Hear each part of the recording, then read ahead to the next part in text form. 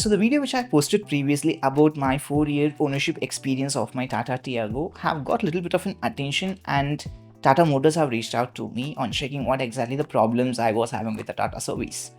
And kudos Tata for listening. And I also got a lot of other feedback from you people. And the one major feedback is that the video which I created previously is about complaining Tata service, and clearly the answer is no, because there were a lot of other points I made which went underboard because of the long explanations I was giving about Tata service centers not being proper.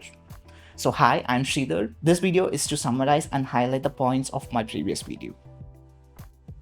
So the first point I would like to highlight is about Tata's build quality. Oh my god, what a build quality it is. I would give it to Tata for their build quality, because I have had a couple of crashes and the car reacted so well to the crashes. They were not major crashes or anything, but the car reacted to both the crashes so well, keeping me safe inside the car. And I also had a different experience.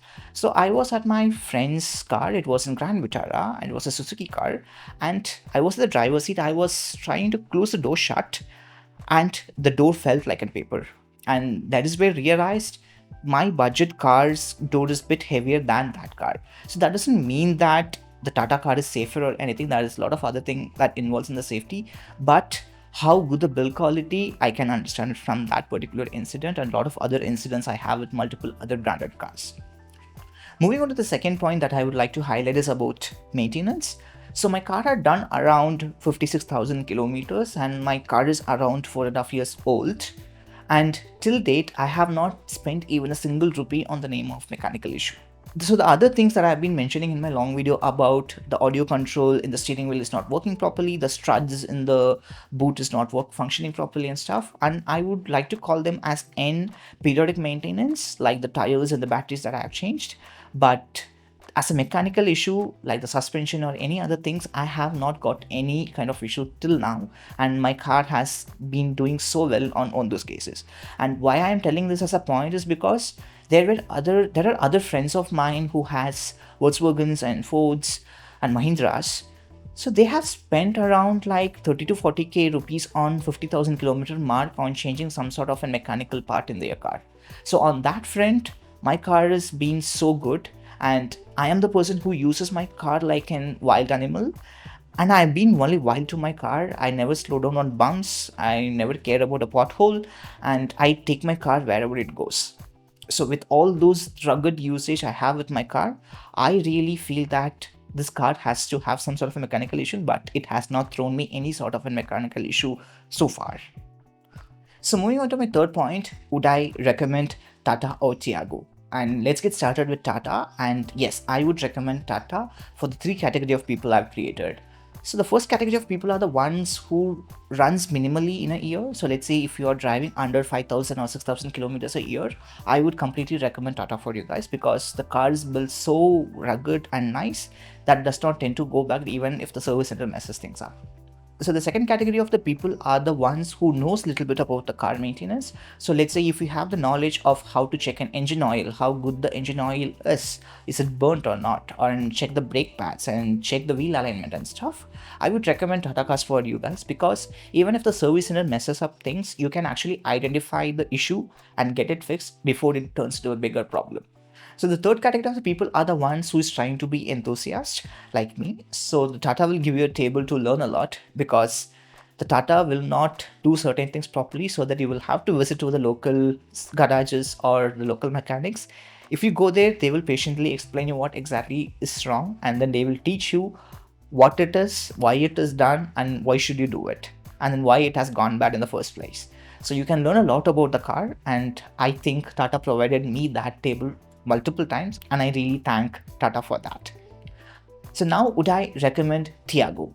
And yes, I would recommend Tiago to anybody, because it's such a nice car to drive on. It's so easy to drive, it handles so well, its braking performance is amazing, and I would put it in this way: it's a brilliantly built car, but it's simple.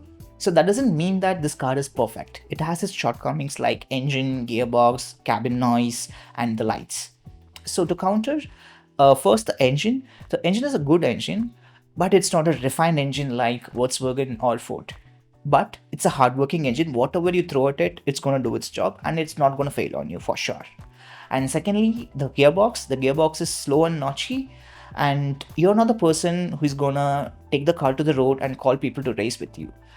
If you're doing that, and of course the gearbox is notchy and slow, but on a regular usage, the car's gearbox is completely fine. I really don't feel the clatteriness or the slowness of the gearbox. And the third thing is the cabin noise.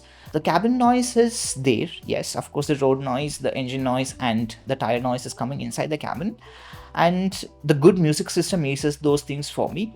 And if you're the person who's going to buy this car and it's going to be a big concern for you, you can add a little bit of insulation that going to fix all these noise issues. So finally, the lights. So the headlights in Tiago are a bit weaker, and yes, it's very weak, and I'm still running with those very weak lights. I'm planning to upgrade those lights in the future, but Tata had given update to Tiago and fixed those light issue. And also there's one another feature that I badly wanted was the electric tailgate, and that also has been added to the Tiago that makes Tiago so perfect. Also, one more thing that makes Tiago shine is the price. So for the Exit Plus model back in 2020, I have paid around 7 lakh rupees, and I've also shortlisted and Ford Figo.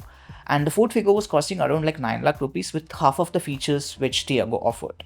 And I went with Tiago because of the budget constraints, but also with the fingers crossed. But Tiago did not disappoint me till now, and I really feel great about buying Tiago. Also, one other thing that I do is that whenever a new car comes into the market in this price segment, I compare my car with that car and see if I can see an option or a reason that I should upgrade to that car. And I really don't see any reasons or any feature that impressed me so much that I wanted to upgrade. So this car is like well equipped back in 2020, that makes me feel like I have an updated car which I bought recently.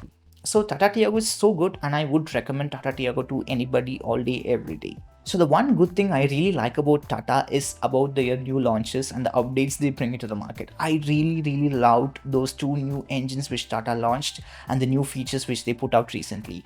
And I really want them in my car, but unfortunately I had to plan a different car with Tata. And in order to plan a different car with Tata, I want Tata to fix their service. And I know Tata, you are improving your service, so please do improve and reach till the point where your competitors are, so that I can plan my next car with you. So that concludes all the points that I wanted to point out, and thank you everyone for spending your time. And one last thing is that my next video is under production, so kindly stay tuned and subscribe to watch that as well. Thank you for watching. Bye bye.